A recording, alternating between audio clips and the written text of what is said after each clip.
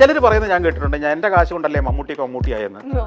മമ്മൂട്ടിയുടെ പൊട്ടിയ പടം കൂടെ അങ്ങ് ജയിപ്പിച്ചു വിടാൻ മേലായിരുന്നോ? അല്ലേ? നിങ്ങൾക്ക് ഇഷ്ടപ്പെട്ട കൊണ്ട് മമ്മൂട്ടിയുടെ സിനിമ കണ്ടു. വിദ്യാഭ്യാസ സംവിധാനത്തിന്റെ തലപ്പ് തിരിക്കുന്നതെല്ലാം എൻ്റെ ഒരു മരങ്ങാട്ടുപള്ളി ഭാഷയിൽ പറഞ്ഞാൽ വളരെ ക്രൂരമായി പോകും, വിവരദോഷികളാണ്. ഈ കാലത്തിൽ നമ്മുടെ തലമുറയെ എങ്ങനെ ഏത് രൂപത്തിൽ രൂപപ്പെടുത്തണമെന്ന് അറിയാത്ത, അതിനെക്കുറിച്ച് വീക്ഷണമില്ലാത്ത ആളുകളാണ് അവിടെ ഇരിക്കുന്നത്. എനിക്കൊരു 16ാമത്തെ വയസ്സ് തൊട്ട് ഇതിന്റെ നർച്ചറിംഗ് ആണ് കിട്ടിയിരുന്നെങ്കിൽ മേ ബി വേറൊരു ലെവലിലേക്ക് നമുക്കൊക്കെ സ്റ്റെപ്പ് ചെയ്യാൻ നേരത്തെ പറ്റുമായിരുന്നു. നിങ്ങൾ കേരളം വിട്ടു പോവുകയും കേരളം രക്ഷപ്പെടുകയും ചെയ്തേനെ.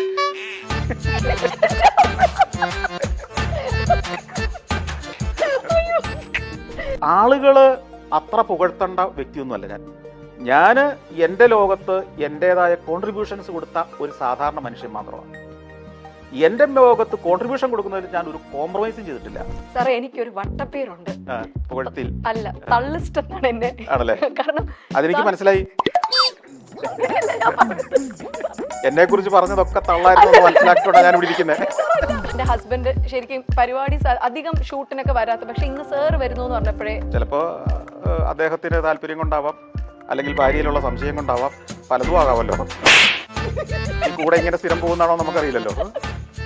സഞ്ചാരം ഉണ്ണുകയും ഉറങ്ങുകയും ചെയ്യുന്ന ആളുകൾ പോലും യാത്ര ചെയ്യുമ്പോൾ, യാത്ര തുടങ്ങി കഴിയുമ്പോൾ അവർ തനി മലയാളിയായി മാറുന്ന ഞാൻ കണ്ടിട്ടുണ്ട്. അതെന്താ സാർ ഈ തനി മലയാളി എന്ന് പറയുന്നത്? തനി മലയാളി എന്ന് പറഞ്ഞാൽ എവിടെ ചെന്നാൽ എവിടെ കള്ളുകുപ്പി കിട്ടും,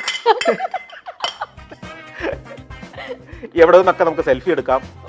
ഞാൻ നെടുമ്പാശ്ശേരി എയർപോർട്ടിൽ വന്ന് ഇറങ്ങി ഉടനെ എൻ്റെ ഭാര്യയുടെ കോൾ വരും. കാരണം ഇവക്ക് അറിയാം ഞാൻ എപ്പോഴാണ് എയർപോർട്ടിൽ വരിക, ലാൻഡ് ചെയ്യുക എന്നുള്ളത്.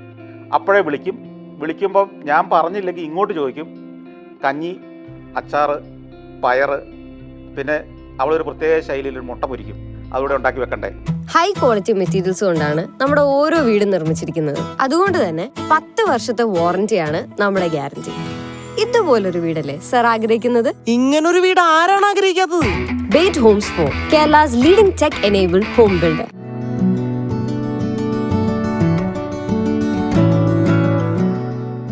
നമ്മുടെ ഈ സോ കോൾ സാർ ഈ ജെൻ സെഡ് എന്നൊക്കെ കേട്ടിട്ടുണ്ട് സാർ. ഇപ്പോഴത്തെ ഈ 2K കിഡ്സ് എന്നൊക്കെ നമ്മൾ പറയും.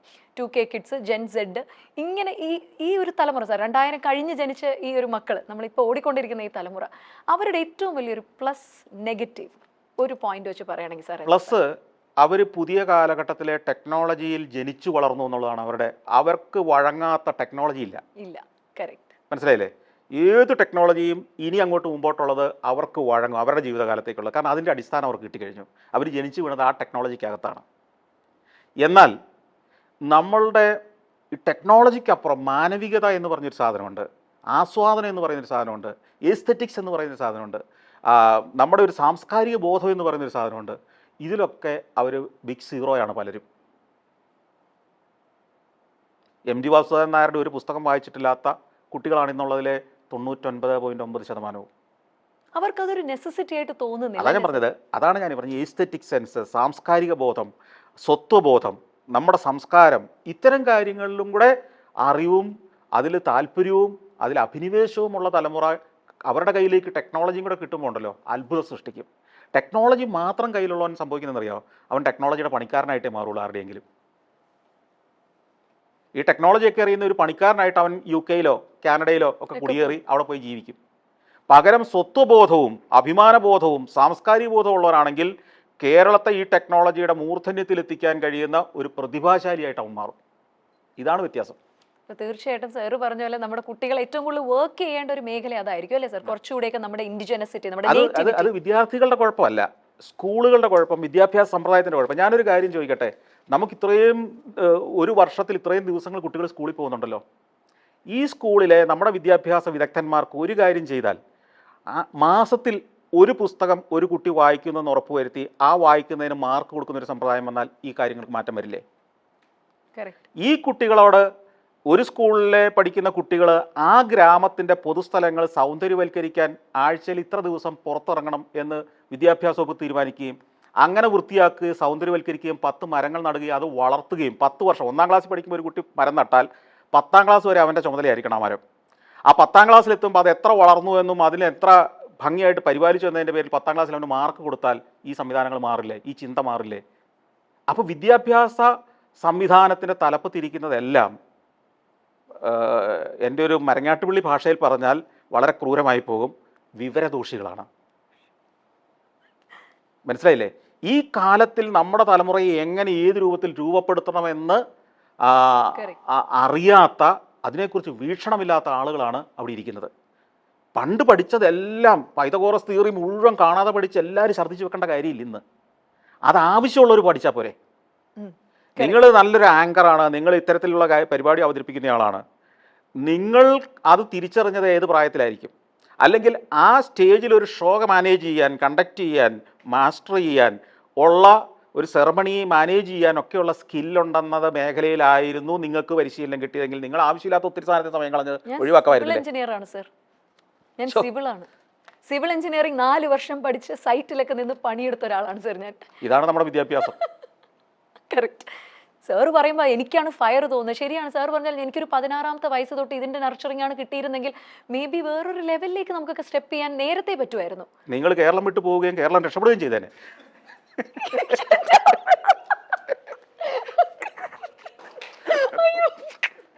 വെരി സോറി എൻ്റെ അമ്മോ. അല്ല, വളരെ നേരത്തെ ആവുമ്പോ പിന്നെ ഇവിടെ നിൽക്കേണ്ട കാര്യമില്ലല്ലോ. എനിക്ക് സാർ ആദ്യം പറഞ്ഞപ്പോൾ എനിക്ക് വിസിലടിക്കാൻ തോന്നി, കേരളം വിട്ടുപോയി, കേരളം രക്ഷപ്പെട്ടെന്ന്. ആ സാർ എന്ത് ചെയ്യാം, കേരളത്തിന് നമ്മളെ വേണം എന്ന് തോന്നുന്നു സാർ, അതാണ് പിടിച്ചു നിർത്തുന്നത് ഞങ്ങളെ. ഓക്കെ, ഇനി സാർ ഞാൻ ആദ്യം പറഞ്ഞ പോലെ ഞങ്ങളുടെ ഒരു 1.7 M സബ്സ്ക്രൈബേഴ്സാണ് ഞങ്ങളുടെ മൈൽ സ്റ്റോൺ മേക്കേഴ്സിനുള്ളത്. സാറ് വരുന്നു എന്ന് പറഞ്ഞപ്പോൾ ഞങ്ങളുടെ കുഞ്ഞു മക്കൾ തൊട്ട് തുടങ്ങി ഞങ്ങളുടെ സബ്സ്ക്രൈബേഴ്സ് ലിസ്റ്റിൽ ഏറ്റവും കൂടുതൽ പേര് ചോദിക്കണം എന്ന് ആഗ്രഹിക്കുന്ന ചോദ്യങ്ങൾ വ്യൂവേഴ്സ് ചോയ്സ് എന്ന് പറഞ്ഞ് ഞാനൊരു പേപ്പറിൽ അത് എഴുതി വെച്ചിട്ടുണ്ട് സാർ. ഇനി അതാണ് ചോദിക്കാൻ പോകുന്നത്. അവർ ഏറ്റവും കൂടുതൽ സാറിൽ നിന്ന് കേൾക്കാൻ ആഗ്രഹിക്കുന്ന ഉത്തരങ്ങളുമാണ്. ഞാൻ ചോദിച്ചോട്ടെ സാർ? അപ്പോൾ ഞങ്ങളുടെ ഫ്രം അവർ സബ്സ്ക്രൈബേഴ്സ് ലിസ്റ്റിൽ നിന്ന് ഞങ്ങൾ സോർട്ട് ഔട്ട് ചെയ്ത ക്വസ്റ്റ്യൻസ് ആണ്. ഇതിൽ ആദ്യത്തെ ചോദ്യം വിശ്വസിക്കുമോ? സത്യം സാർ, Okay. ഉറപ്പാണ് സാർ, വളരെ ജെന്യൂൻ പ്രേക്ഷകരുടെ തന്നെ ചോദ്യമാണ്. പ്രേക്ഷകരുടെ തന്നെ 2 ചോദ്യം എൻ്റെ ഉണ്ട് സാർ. 2 ഞാൻ ഇടയിൽ കയറ്റി. ഒന്നുകൂടെ സ്ട്രോങ് ആയിട്ട് ചോദിച്ച ഒരു 3 കൂടെ വരും.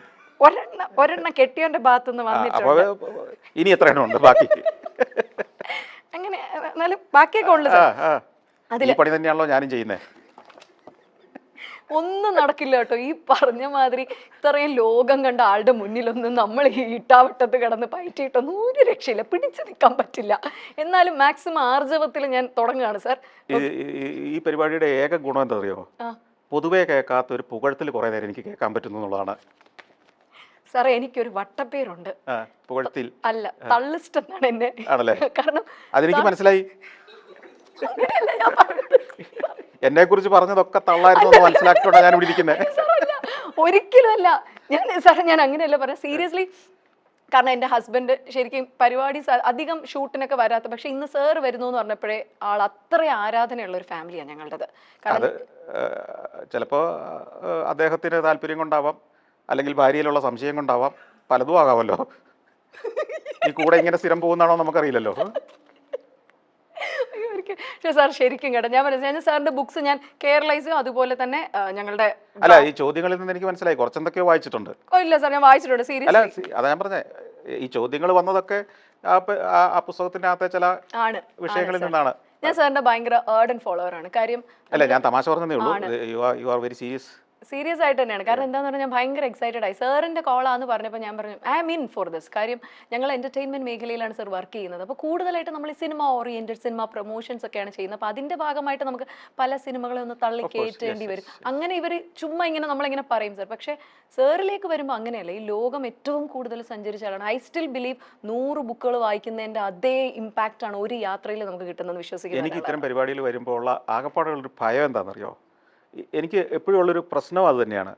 ആളുകൾ ഇയാളൊരു മഹാനാണ് ഇയാളൊരു മഹാനാണെന്ന് പറയുമ്പോൾ ഞാനതല്ല എന്ന് നല്ല ബോധ്യത്തോടു കൂടി ഇരിക്കുന്ന ഒരാൾക്കുണ്ടാകുന്ന അസ്വസ്ഥതയുണ്ടല്ലോ, അത് ഞാൻ എപ്പോഴും അനുഭവിക്കാറുണ്ട്. കാരണം ഞാൻ ഒരു സാധാരണ മനുഷ്യനാണ്. ഞാൻ വ്യത്യസ്തമായ ചില കാര്യങ്ങൾ ചെയ്യാൻ ശ്രമിച്ചു, ഞാനൊരു റിബലായി പല കാര്യങ്ങളെ സമീപിച്ചു എന്നുള്ളത് മാത്രം വ്യത്യാസം. അല്ലാതെ ഞാൻ ആളുകളെ ചില അവരുടെ സ്വഭാവ ദൂഷ്യങ്ങൾ ഇഷ്ടപ്പെടാത്ത, ആ സ്വഭാവ ദൂഷ്യമുള്ളവരെല്ലാം അതുപടി തന്നെ സ്വീകരിച്ച് ഞാനൊരു മദർ തെരേസയൊന്നുമല്ല. ഞാൻ ഒരു സാധാരണ മനുഷ്യൻ തന്നെയാണ്. ഞാൻ ഇഷ്ടപ്പെടാത്തതിനെ ഇഷ്ടപ്പെട്ടില്ല എന്ന് പൊട്ടിത്തെറിച്ചുകൊണ്ട് പ്രതികരിക്കുന്ന ഒരാളാണ് ഞാൻ. അപ്പോൾ ഞാൻ ഒരു മഹാനാണെന്ന് പലരും പറയുമ്പോൾ ആ പറയുന്ന ആളോട് എനിക്ക് അഭിപ്രായ വ്യത്യാസം ഉണ്ടാകാറുണ്ട് പലപ്പോഴും. ഞാനൊരു മഹാനൊന്നുമല്ല. ഞാൻ പറയുന്ന പോലെ എല്ലാവരും പറയണം എന്നൊന്നും എനിക്ക് അഭിപ്രായമില്ല. പക്ഷേ ഞാൻ വ്യത്യസ്തമായ കാര്യങ്ങളെ കാണുന്നുണ്ട്. കാണുന്നത് ഒരു ഫ്യൂച്ചറിസ്റ്റിക് ആയിട്ടാണ്. സമൂഹത്തിൻ്റെ വളർച്ച എന്താണെന്ന് ഞാൻ ഹിസ്റ്ററിയും പഠിച്ച ആളാണ്. അപ്പോൾ ഹിസ്റ്ററി, ലോകചരിത്രം, മാനവചരിത്രം എന്താണെന്ന് എനിക്കറിയാം. അത്യാവശ്യം ഒരു മനുഷ്യൻ, സാധാരണ ഒരു മനുഷ്യൻ അറിയേണ്ട അത്രയും ഒക്കെ അറിയാം. അവിടെ നിന്നുകൊണ്ട് ചിന്തിക്കുമ്പോൾ മതങ്ങൾ, രാഷ്ട്രങ്ങൾ, ഇതിൻ്റെ രൂപപ്പെടൽ, ജനാധിപത്യം, ഓട്ടോക്രസി, ഇങ്ങനെയുള്ള സംവിധാനങ്ങൾ എന്തുകൊണ്ട് സമൂഹത്തിലെ ഇത്തരത്തിലുള്ള സിസ്റ്റങ്ങളുണ്ടായി, ഇതൊക്കെ ചിന്തിക്കുകയും പഠിക്കുകയും ചെയ്യുന്ന ആളാണ്. പിന്നെ ഞാൻ ഒത്തിരി സംസാരിക്കുന്ന ആളല്ല. ഇപ്പം ഞാനൊരു വിമാനത്തിൽ യാത്ര ചെയ്യുകയാണെങ്കിൽ 12 മണിക്കൂർ എടുത്താണ് ദുബായിൽ നിന്ന് ന്യൂയോർക്ക് ഒരു വിമാനം പറക്കുന്നതെങ്കിൽ ഈ 12 മണിക്കൂറിൽ ഒരു വാക്ക് പോലും പറയാതിരിക്കുന്നതാണ് മിക്കവാറും എൻ്റെ യാത്രകൾ. അപ്പുറം ഇപ്പുറം ആളുകൾ ഇരിക്കുന്നുണ്ടാവാം. ഞാൻ എൻ്റെ ലോകത്താണ്. ആ വെറുതെ ഇരിക്കുമ്പോൾ ഞാൻ എന്താ ചെയ്യുന്നത്?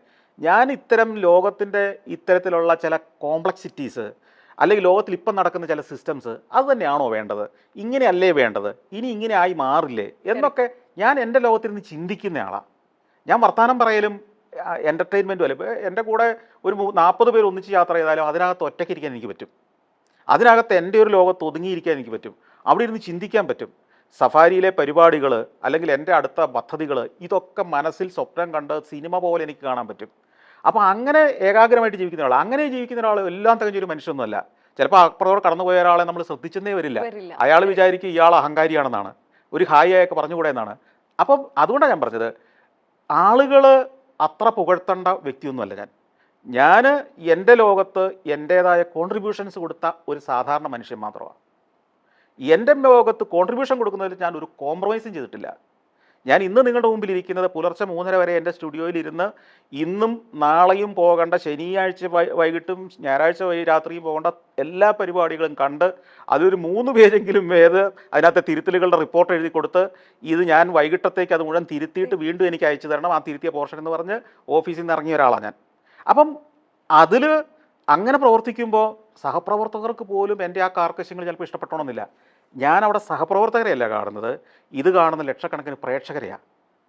ഞാനൊരു തെറ്റ് കണ്ടുപിടിച്ചില്ലെങ്കിൽ ഈ പ്രേക്ഷകർ ആ തെറ്റ് കണ്ടുപിടിക്കും. ഞാൻ തിരുത്തിയില്ലെങ്കിൽ സമൂഹം എൻ്റെ പ്രസ്ഥാനത്തെ തിരുത്താൻ ഇറങ്ങും. അത് ശരിയല്ല. ഞാൻ തന്നെ തിരുത്തിക്കോളാം എൻ്റെ പ്രസ്ഥാനത്തെ, ഞാൻ തന്നെ തിരുത്തിക്കോളാം എൻ്റെ സഹപ്രവർത്തകരെ, നാട്ടുകാരെ അവരുടെ മേൽ കൈവെക്കണ്ട. ഇതാണ് എൻ്റെ പോളിസി. അങ്ങനെ വരുമ്പോൾ ഇതെല്ലാം എല്ലാവർക്കും എപ്പോഴും മനസ്സിലായിക്കൊള്ളണമെന്നില്ല. നമ്മൾ ഈ കാലഘട്ടത്തിൽ ഈ സമൂഹം ജീവിക്കുന്ന അതേ നിലവാരത്തിലും അതേ സാഹചര്യത്തിലും ജീവിച്ചെങ്കിലാണ് നമുക്ക് ഒത്തുപോകാൻ പറ്റുള്ളൂ. നമ്മൾ കുറച്ച് മുമ്പേ ചിന്തിച്ചാൽ പലപ്പോഴും മിസ്ഫിറ്റായി പോകും. പല കാര്യങ്ങൾക്കും നമ്മൾ ഒരു ഓട്ട്മാനായി മാറും. അതൊക്കെ ഞാനും അഭിമുഖീകരിക്കുന്നുണ്ട്. പക്ഷേ അതിനെയൊക്കെ ഞാൻ ഇഗ്നോർ ചെയ്യാറാണ് പതിവ്. അതാണ്. പക്ഷെ നമ്മുടെ മനസ്സിൽ ഈ പറഞ്ഞ പോലെ, ഞാൻ പറഞ്ഞില്ലേ സാർ, ഞങ്ങളുടെ സബ്സ്ക്രൈബേഴ്സിൻ്റെ ഇടയിൽ നിന്ന് എടുത്തപ്പോൾ കുഞ്ഞു മക്കൾ തുടങ്ങി ഒരു 60+ ആയിട്ടുള്ളവർ വരെ ചോദിക്കാൻ ആഗ്രഹിക്കുന്ന ക്വസ്റ്റ്യങ്ങൾ റാപ്പിഡ് ഫയർ പോലെ ഞാൻ സാറിൻ്റെ അടുത്ത് ഇനി ചോദിക്കാൻ പോവാണ്. എന്തൊക്കെ പറഞ്ഞാലും ഞങ്ങൾക്ക് സാർ ഞങ്ങളുടെ ഏറ്റവും ഫേവറേറ്റ് ആണ്. So no matter what. ചോദിക്കട്ടെ സാർ? തുടങ്ങാം. റെഡി? ആദ്യത്തെ ചോദ്യം ഇതാണ്. ഇനി ഒരിക്കലും പോകില്ല എന്ന് ഉറപ്പിച്ചൊരു സ്ഥലം? ഒരു സ്ഥലമില്ല അങ്ങനെ. Anywhere is fine. അതുകൊണ്ടാണല്ലോ നിങ്ങളുടെ പരിപാടിക്ക് ഞാൻ 2ാം തവണയല്ലേ വരുന്നത്. ഇതിനു മുമ്പ് ഞാൻ രമ്യ രവീന്ദ്രനൊപ്പം ഒരു പരിപാടി ഉണ്ടായിരുന്നു. അപ്പോൾ ഞാൻ എവിടെയെങ്കിലും 2ാമത് പോകില്ല എന്ന് ഒരിക്കലും തീരുമാനിക്കില്ല. എവിടെയും അത് എത്ര മോശം അനുഭവമാണെങ്കിലും അവരും മാറാം, ഞാനും മാറാം, ഇല്ലേ? മാറ്റമില്ലാത്ത ഒന്നുമില്ല. അന്നത്തെ അനുഭവം ആവണമെന്നില്ല 2ാമത് പോകുമ്പോൾ. അതുകൊണ്ട് അങ്ങനെ ഇനി പോകില്ല എന്ന് എവിടെ ഞാൻ ഇനിയും പോകും, എത്ര തവണ വേണേലും പോകും. എവിടെ വേണോ എനിക്ക് പോകണം തോന്നണം, അത്രേ ഉള്ളൂ. തോന്നണം. ഓ ഗ്രേറ്റ്, അടിപൊളി. കേരളത്തിലെ ഏറ്റവും ബ്യൂട്ടിഫുൾ ആയി വെൽ മെയിൻറ്റെയിൻഡ് ആയിട്ട് തോന്നിയ ഒരു ടൂറിസ്റ്റ് സ്പോട്ട് കേരളത്തിൽ സാർ? ഇനിയും ഉണ്ടാകേണ്ടിയിരിക്കുന്നു എൻ്റെ നിലവാരത്തിൽ വരണമെങ്കിൽ. എന്നാലും സാറിന്റെ ഒരു നിലവാരത്തിനോട് അടുത്ത് നിൽക്കുന്നു എന്ന് ഒരുവിധം വെൽ ചില പ്രൈവറ്റ്, കേരളത്തിലെ പ്രൈവറ്റ് റിസോർട്ടുകൾ പലതും അങ്ങനെയാണ് മെയിൻറ്റെയിൻ ചെയ്യുന്നത്. പബ്ലിക് പ്ലേസുകൾ ഒന്നും അങ്ങനെയല്ല. ഒന്നും അങ്ങനെയല്ല. ലോക നിലവാരം എന്ന് നമ്മൾ ഈ പറയുന്നതിൻ്റെ ഒരു 25% പോലും അടുത്തെത്തിയിട്ടില്ല നമ്മളുടെ പൊതു സ്ഥലങ്ങളൊന്നും കേരളത്തിൽ. അടുത്ത 3ാമത്തെ ചോദ്യമാണ്. യാത്രാ പ്ലാനിങ്ങിന്റെ കാര്യത്തിൽ മലയാളിക്ക് ഔട്ട് ഓഫ് 10 സ്കെയിലിൽ നമ്മൾ മാർക്ക് കൊടുക്കുകയാണെങ്കിൽ സാർ എത്ര കൊടുക്കും? മലയാളിക്കാണ് സാർ. മലയാളി ഒരു യാത്ര പ്ലാൻ ചെയ്ത് സക്സസ്ഫുൾ ആയിട്ട് അവിടെ പോയി തിരിച്ചു വരുന്നു, 10ൽ എത്ര മാർക്ക് കൊടുക്കും? ഒരു 35 മാർക്ക് വരെ കൊടുക്കാം. അവർ ജയിക്കും കഷ്ടിച്ച്. കഷ്ടിയൊന്നും ഞങ്ങൾ കയറത്തേ ഉള്ളൂ അല്ലേ സാർ? കാരണം വെച്ച് കഴിഞ്ഞാൽ ഞാനിപ്പോൾ ടൂറും നടത്തുന്നുണ്ട്. അപ്പോൾ എൻ്റെ ഒരു സ്വപ്നത്തിൻ്റെ ഭാഗമായിട്ട് ഞാൻ പ്രേക്ഷകരെ യാത്ര ചെയ്യിക്കുന്ന പദ്ധതികൾ ആരംഭിച്ചു. അപ്പോൾ ഈ യാത്ര ചെയ്യുമ്പോൾ സഞ്ചാരം കണ്ടു വളർന്ന, സഞ്ചാരത്തിൽ പാഷനേറ്റായ വളരെ ഈ സഞ്ചാരം ഉണ്ണുകയും ഉറങ്ങുകയും ചെയ്യുന്ന ആളുകൾ പോലും യാത്ര ചെയ്യുമ്പം യാത്ര തുടങ്ങിക്കഴിയുമ്പോൾ അവർ തനി മലയാളിയായി മാറുന്നത് ഞാൻ കണ്ടിട്ടുണ്ട്. അതെന്താ സാർ ഈ തനി മലയാളി എന്ന് പറയുന്നത്? തനി മലയാളി എന്ന് പറഞ്ഞാൽ എവിടെ ചെന്നാൽ എവിടെ കള്ളുകുപ്പി കിട്ടും, എവിടെ നിന്നൊക്കെ നമുക്ക് സെൽഫി എടുക്കാം, അല്ലാതെ പോകുന്ന സ്ഥലത്തെ ഒന്ന് ആസ്വദിക്കുകയോ ചരിത്രം പഠിക്കുകയോ അതിൻ്റെ ഉള്ളിലേക്ക് മുഴുകണമെന്നോ ചിന്തിക്കുന്ന ആളുകൾ ആ 40 പേരുള്ള യാത്രയിൽ ഒരു 4-5 പേരെ ഉണ്ടാവുള്ളൂ മലയാളികൾ. ബാക്കിയുള്ളവർ ആഘോഷിക്കാനാണ് പോകുന്നത്. ഈ ആഘോഷിക്കാൻ സ്വിറ്റ്സർലൻഡിലെ ഒരു ഹോട്ടൽ മുറിക്കകത്തിരുന്ന് കള്ളു കുടിക്കുന്നതും കേരളത്തിലെ ഒരു 5 സ്റ്റാർ ഹോട്ടലിൻ്റെ റൂമിക്കകത്തിരുന്ന് കള്ളു കുടിക്കുന്ന വ്യത്യാസം തന്നെ. അതിന് അത്രയും പൈസ നമുക്ക് സ്വിറ്റ്സർലൻഡിൽ പോകേണ്ട കാര്യമില്ലല്ലോ. അവിടെ ഏതായാലും പൊതുസ്ഥലത്തിരുന്ന് കള്ളു കുടിക്കാൻ അവർ സമ്മതിക്കില്ല. അപ്പോൾ പിന്നെ സ്വിറ്റ്സർലൻഡിൽ ഹോട്ടൽ മുറിയിൽ ഇരുന്ന് കള്ളു കുടി നടക്കുകയുള്ളൂ. അതിപ്പോൾ കേരളത്തിലെ ഒരു 5 സ്റ്റാർ ഹോട്ടലിൽ ഇരുന്ന് കള്ളു കുടിച്ചാൽ പോരെ, വിമാനക്കൂലിക്കും കൂടെ ഇരുന്ന് കള്ളു കുടിക്കാമല്ലോ. എന്നാൽ ഇത്രയും പാഷനേറ്റ് ആയിട്ട് യാത്ര പോകും. അതാ ഞാൻ പറഞ്ഞ ഒരു 5-6% ആളുകളുണ്ട്, അവർ ഭയങ്കര ഭ്രാന്തമായി അഭിനിവേശത്തോടെ, അത് ചെറുപ്പക്കാരാണ് കൂടുതൽ. അവർ പാഷനാണ് യാത്ര. അതുകൊണ്ടാണ് ഞാൻ പറഞ്ഞത് ശരാശരി എടുത്താൽ പാസ് മാർക്കേ കിട്ടുള്ളൂ മലയാളിക്ക്. എന്നാൽ ഒരു 5% ആളുകൾ എക്സലന്റ് ആയ ലോകത്തെ ആസ്വദിച്ച് യാത്ര ചെയ്യുന്ന ആളുകളുണ്ട്. അവരെ മുഴുവൻ ഞാൻ സഫാരിയിൽ ആ യാത്രയിൽ നിന്ന് ഒരുപാട് കൊണ്ടുവരാറുമുണ്ട്, കിട്ടുന്നവരെല്ലാം കൊണ്ടുവരാം. Very good sir. അടുത്തത്, പെരുമാറ്റം കൊണ്ട് സാറിന്റെ മനസ്സിനെ വല്ലാതെ ആകർഷിച്ചൊരു ജനത, പെരുമാറ്റം കൊണ്ട് അവരുടെ ഒരു ആതിഥ്യ മര്യാദ കൊണ്ട് സാറിന് ഭയങ്കരമായിട്ടും ഔട്ട് ഓഫ് ദ വേൾഡ് എന്ന് സാറിന് തോന്നിയ ഒരു കൺട്രി, ഒരു ജനത? ഞാനത് പലപ്പോഴും പറഞ്ഞിട്ടുള്ളതാണ്. ഈ സെൻട്രൽ ഏഷ്യൻ രാജ്യങ്ങളാണത്. സെൻട്രൽ ഏഷ്യ രാജ്യങ്ങൾ 2 കാര്യങ്ങൾ കൊണ്ടാണ്. ഒന്ന്, ആ പ്രദേശത്തെ ആളുകൾക്ക് ഇന്ത്യക്കാരോട് പണ്ട് സോവിയറ്റ് യൂണിയൻ്റെ കാലം മുതൽ ഇന്ത്യയോട് വലിയ ഇഷ്ടമാണ്. അതിൻ്റെ കാര്യം എന്ന് പറഞ്ഞാൽ ഈ ഹിന്ദി സിനിമകളാണ് അവരുടെ പ്രധാന എൻ്റർടൈൻമെൻറ്റ് പണ്ട് കാലത്ത്. അതിലൂടെ ഈ നമ്മൾ ഇന്ത്യയിൽ നിന്ന് ചെല്ലുമ്പോൾ ഷാരൂഖ് ഖാൻ്റെ വീടിനടുത്തുനിന്ന് നമ്മൾ ചെല്ലുന്നതെന്നൊക്കെ തോന്നും. ഷാരൂഖ് ഖാൻ എന്നോട്ട് വിശേഷം ഇന്ന് രാവിലെ കണ്ടായിരുന്നു എന്നൊക്കെ ചോദിക്കും. രണ്ടാമത്തെ കാര്യം, അവരുടെ ഒരു സാംസ്കാരികമായ ഒരു വ്യത്യാസമുണ്ട്. ഒന്ന്, ഒരു മുസ്ലിം രാജ്യങ്ങളാണ് കൂടുതൽ. അവർക്ക് പൊതുവെ ആതിഥ്യ മര്യാദ വളരെ കൂടുതലാണ്. അത് അവരിപ്പോൾ വളരെ നമ്മുടെ അടുത്ത് പ്രകടിപ്പിക്കുകയും ചെയ്യും. വീട്ടിലേക്ക് ക്ഷണിച്ചുകൊണ്ട് പോയി ഭക്ഷണം തരും, അവർക്ക് കഴിക്കാനില്ലെങ്കിലും അവർ നമുക്ക് വിളമ്പി തരും. അങ്ങനെയൊക്കെയുള്ള ആളുകളാണ്. മലയാളിയുടെ കാര്യത്തിൽ ഒരു ആതിഥ്യ മര്യാദ എത്രത്തോളം ഉണ്ടെന്ന് സാറിന് തോന്നുന്നുണ്ട്? മലയാളികള് ഹോസ്റ്റ് ചെയ്യുന്ന കാര്യത്തിൽ മലയാളിയുടെ ആതിഥ്യ മര്യാദ ഏറ്റവും കൂടുതൽ നമ്മൾ കാണുന്ന സോഷ്യൽ മീഡിയയിലാണ്. വീട്ടിലേക്ക് ചെന്നാൽ ഇവരുടെയൊക്കെ സ്വഭാവം മാറും, ഇല്ലേ? അയലോക്കംകാരൻ ആതിഥ്യ മര്യാദ കാണിച്ചില്ലെങ്കിൽ അവനെ കൊല വിളിക്കും നമ്മൾ, ഇല്ലേ? ഞാനാണ് ഇപ്പം അങ്ങ് ശരിയാക്കി കളഞ്ഞതിനെന്ന് പ്രസ്താവന നടത്തും സോഷ്യൽ മീഡിയയിലൂടെ. ഇവരൊക്കെ നമ്മളൊന്ന് വീട്ടിലോട്ട് ചെന്ന് നോക്കട്ടെ, അപ്പോൾ ഇവരും അറിയും. ചായ വേണോ വേണ്ടല്ലോ എന്നൊക്കെ ചോദിക്കാല്ലേ സാർ? അല്ല, എന്നാലും ആതിഥ്യ മര്യാദ ചില ആളുകൾ ഇല്ലെന്നല്ല ഞാനിത് പൊതു സ്വഭാവം ഞാൻ പറഞ്ഞത്. ആതിഥ്യ മര്യാദയിൽ നമ്മളെക്കാൾ നല്ല ആളുകൾ സമൂഹത്തിലുണ്ട്. പിന്നെ ഇത് എല്ലാ സമൂഹത്തിലും കയറിയും കുറഞ്ഞൊക്കെ ഇങ്ങനെ കിടക്കും. ഇപ്പം നമ്മൾ ആഗ്രഹിക്കുന്നത് എന്താണ്? പറ്റുമെങ്കിൽ ഒരുത്തം വീട്ടിലേക്ക് കയറി വരരുതെന്ന് തന്നെയല്ലേ ഉള്ളൂ, മനസ്സിൻ്റെ ഉള്ളിൽ അല്ലേ മലയാളികൾ? അല്ല, ഇന്ന് രാവിലെ കേൾക്കുമ്പോഴേ ഒരു 10 അതിഥികൾ വന്നിരുന്നെങ്കിൽ എന്നാഗ്രഹിക്കുന്ന ആരെങ്കിലും ഉണ്ടോ? ഇനി അടുത്ത ചോദ്യം ഇതാണ് സാർ, കേരളത്തിനകത്തുള്ള മലയാളിയും വിദേശത്ത് താമസിക്കുന്ന മലയാളിയും തമ്മിലുള്ള ഏറ്റവും പൊതുവായ വ്യത്യാസം? ഈ വിദേശത്ത് താമസിക്കുന്ന മലയാളികൾക്ക് നൊസ്റ്റാൾജിയ വളരെ കൂടുതലാണ്.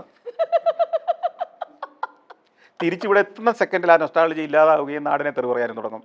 അതല്ലേ വ്യത്യാസം? തിരിച്ചങ്ങ് എത്തിക്കഴിഞ്ഞാൽ വീണ്ടും നൊസ്റ്റാൾജിയ ആരംഭിക്കും അവിടെ ലാൻഡ് ചെയ്യുന്ന നിമിഷം മുതൽ. അത് മനുഷ്യന്റെ സ്വാഭാവികമായിട്ടൊരു കാര്യമാണ്. നൊസ്റ്റാൾജിയയാണ് അവരെ വ്യത്യസ്തരാക്കുന്നത്. സാർ, ഇനി ഒരു ചെറുപ്പക്കാരനാണ് ഈ ചോദ്യം ചോദിച്ചിരിക്കുന്നത്. കണ്ടതിൽ അറിഞ്ഞതിൽ 70%, അതായത് പകുതിയിൽ കൂടുതൽ പേരും വെറും ഉഡായിപ്പാണെന്ന് സാറിന് തോന്നിയ ഒരു ജനത? അങ്ങനെ നമുക്ക് അടച്ചു പറയാൻ പറ്റില്ല. പക്ഷേ ഈ ഉഡായിപ്പ് എന്നല്ല, ഈ പലതും അഭിനയമാണ് ബഹുഭൂരിപക്ഷവും പാശ്ചാത്യ ലോകത്ത് വെസ്റ്റേൺ വേൾഡിലെ വലിയൊരു ശതമാനവും അഭിനയമാണ്. അവർ ഡീസൻ്റായിട്ട് ബിഹേവ് ചെയ്യും, ഗംഭീരമായിട്ട് വസ്ത്രം ധരിക്കും, ഗംഭീരമായിട്ട് നമ്മളോട് പെരുമാറും. ഇതൊക്കെയാണ്. പക്ഷെ ഉള്ളിൻ്റെ ഉള്ളിൽ അവന് അതൊന്നും ആയിരിക്കില്ല ചിലപ്പം. അപ്പം പലതും അഭിനയമാണ്. അത് തട്ടിപ്പ് നടത്തുന്നല്ല അതിനർത്ഥം. ഈ അഭിനയം ഒരു തരത്തിൽ പറഞ്ഞാൽ സിവിലൈസേഷൻ്റെ ഭാഗമല്ലേ? ഇപ്പം നമുക്ക് എനിക്ക് എൻ്റെ ആങ്കറോട് ചോദ്യം ഭയങ്കര ഇഷ്ടപ്പെട്ടില്ലെങ്കിൽ വേണമെങ്കിൽ ഇവിടെ നിന്നിട്ട് ചീത്ത പറയാം. ഇഷ്ടപ്പെട്ടില്ലെങ്കിൽ ഉള്ളിൽ ഒതുക്കി വെച്ചിട്ട് എനിക്ക് ചിരിച്ചുകൊണ്ടിരിക്കാം. ഇതാണ് ഈ സിവിലൈസേഷൻ്റെ വ്യത്യാസം, അല്ലേ? സിവിലൈസ്ഡ് ആയ ഒരാൾ ചിരിച്ചുകൊണ്ട് ഈ ചോദ്യങ്ങൾക്ക് മറുപടി തരും. സാർ അതാണോ സാർ കാര്യമായിട്ട് എന്നെ നോക്കി ചിരിച്ചുകൊണ്ടിരിക്കുന്നത്? സാർ തുടങ്ങിയത് തൊട്ട് എന്നെ നോക്കി ഒന്ന് ചിരിക്കുന്നുണ്ട്. ഇല്ല, ഞാൻ ചിരി പൊതുവെ കുറവുള്ള ആളാണെന്നൊരു ആക്ഷേപമുണ്ട്. അതുകൊണ്ട് ഞാൻ മനഃപൂർവ്വം എൻ്റെ മുഖത്ത് ചിരി കൊണ്ടുവരാനുള്ള പരിശീലനത്തിലാണ് ഞാനിപ്പോൾ. ആണല്ലേ സാർ?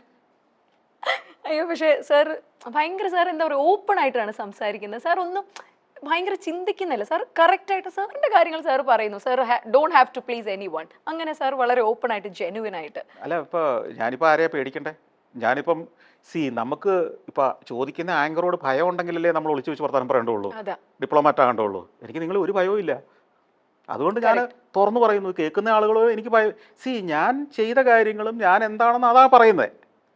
നിങ്ങൾ എന്നെ സ്നേഹിക്കണമെന്ന് ഞാൻ പറഞ്ഞോ? ആണ്. നിങ്ങൾ എന്നെ ഫോളോ ചെയ്യണമെന്ന് ഞാൻ ആരോടും പറഞ്ഞിട്ടില്ല.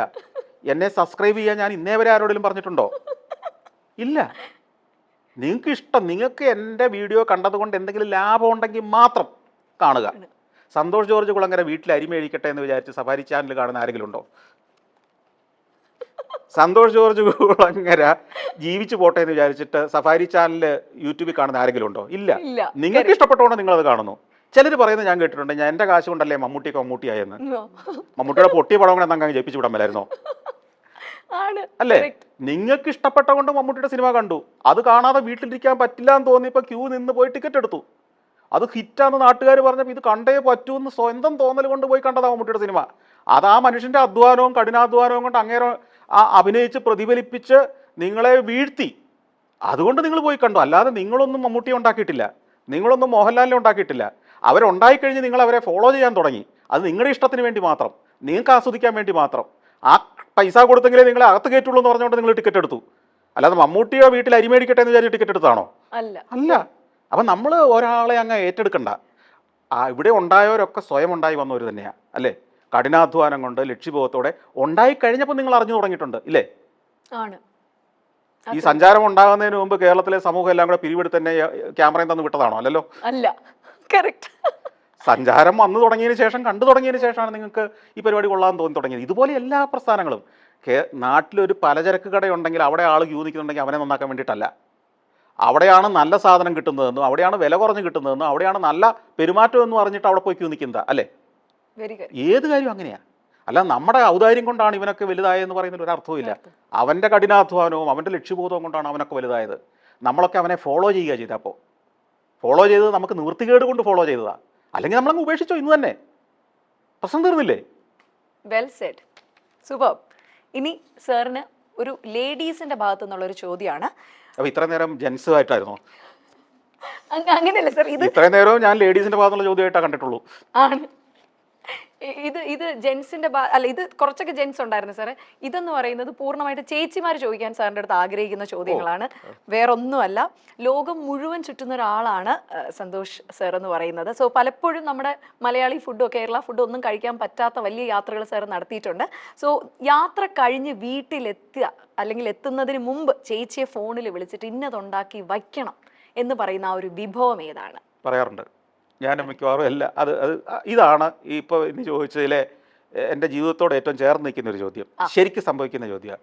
ഞാൻ നെടുമ്പാശ്ശേരി എയർപോർട്ടിൽ വന്ന് ഇറങ്ങി ഉടനെ എൻ്റെ ഭാര്യയുടെ കോൾ വരും. കാരണം ഇവക്ക് അറിയാം ഞാൻ എപ്പോഴാണ് എയർപോർട്ടിൽ വരിക, ലാൻഡ് ചെയ്യുക എന്നുള്ളത്.